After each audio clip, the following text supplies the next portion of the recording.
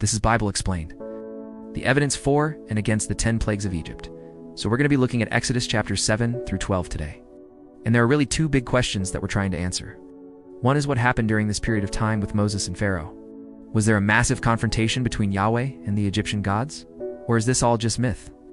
And then second, if it is history, how did it happen? Did these plagues really occur in the way that they're described in the book of Exodus? Were they natural events, volcanic eruptions, and earthquakes, and so forth? Or were they really divine judgments from God? That's what we'll be looking at today. Okay, let's jump right into it. Let's review the 10 plagues themselves. First, water turned to blood. Second, frogs. Third, gnats. Fourth, flies. Fifth, livestock disease. Sixth, boils. Seventh, hail. Eighth, locusts. Ninth, darkness. And 10th, death of the firstborn.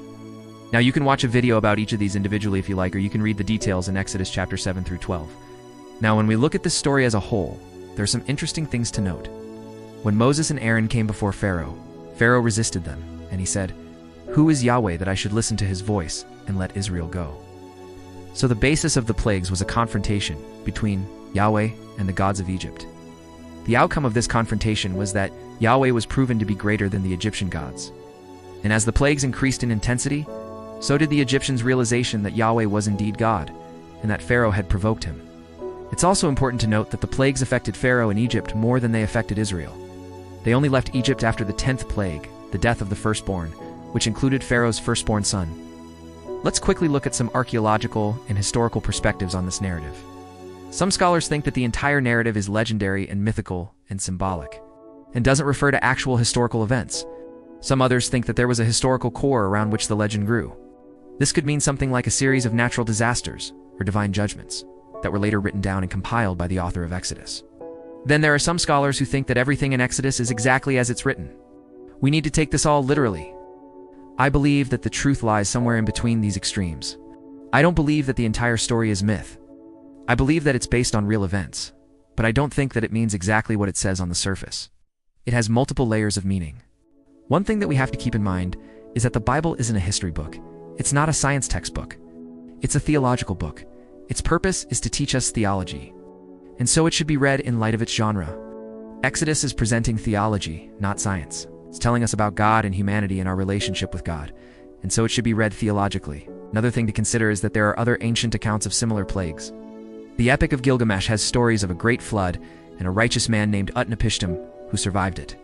And then there are the stories of the Babylonian exile and the return from Babylon, which are very similar to the Exodus story. So clearly, the story of the Exodus didn't just pop into Moses' head fully formed. There were other narratives circulating in the ancient world that influenced the writing of the book of Exodus, but I believe that Exodus is still unique. The plagues that it describes are unlike anything else in ancient literature, and they describe a truly unique event. So let's review the plagues one by one. Water turned to blood. In the book of Exodus, the Nile River and all the streams, and even the puddles, turned to blood. The fish in the river die, and the Egyptians can't drink the water.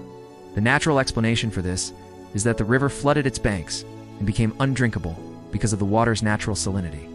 Frogs, gnats, and flies, these are all associated with dirty water and rotting vegetation. If the river wasn't clean enough to drink, then it would naturally be full of these kinds of pests.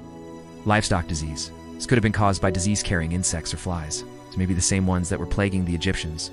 Boils again. These could have been caused by insects or bacteria or some kind of virus. Hail. There are many places in the Middle East where hailstorms are known to occur. Locusts. Again, these are associated with dirty, decaying vegetation. Darkness.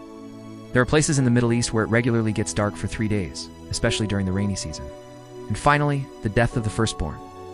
In the ancient Near East, the firstborn son often played an important role in religious life.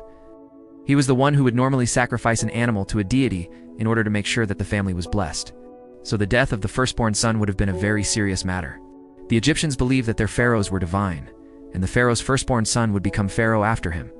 So if Yahweh killed Pharaoh's firstborn son, that would devastate Egypt politically and theologically.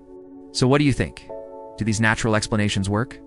Could these plagues have really happened? Personally, I think they could have.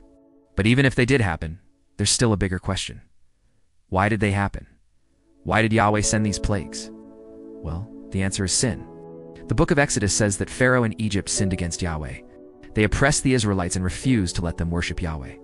And so Yahweh sent these plagues as judgment against them. Another way to view these plagues is in light of typology. What do these plagues symbolize? What do they point to? And here I think we can see that they point to the death and resurrection of Jesus Christ. Many people have made the observation that there are parallels between the Exodus story and the Gospel accounts. For example, just as the Exodus story began with Israel being slaves in Egypt, so Jesus' ministry began with him being tempted by the devil in the wilderness. Just as the Exodus involved 10 plagues, so Jesus' ministry involved 10 miracles. Just as Passover was established in the Exodus story, so the Lord's Supper was established in Jesus' ministry. Just as Israel crossed the Red Sea on dry land in the Exodus, so Jesus walked on the sea in the Gospels. Just as Israel wandered in the wilderness after leaving Egypt, so Jesus taught his disciples in the wilderness after his temptation. Just as water flowed from a rock for Israel in the wilderness, so Jesus gave living water to those who believed in him. Just as the bronze serpent in the wilderness saved those who looked at it, so Jesus said that Moses lifted up the serpent in the wilderness, pointing to himself. So we see these parallels all throughout the Bible, and the plagues in the book of Exodus are part of this typological fulfillment in Jesus Christ.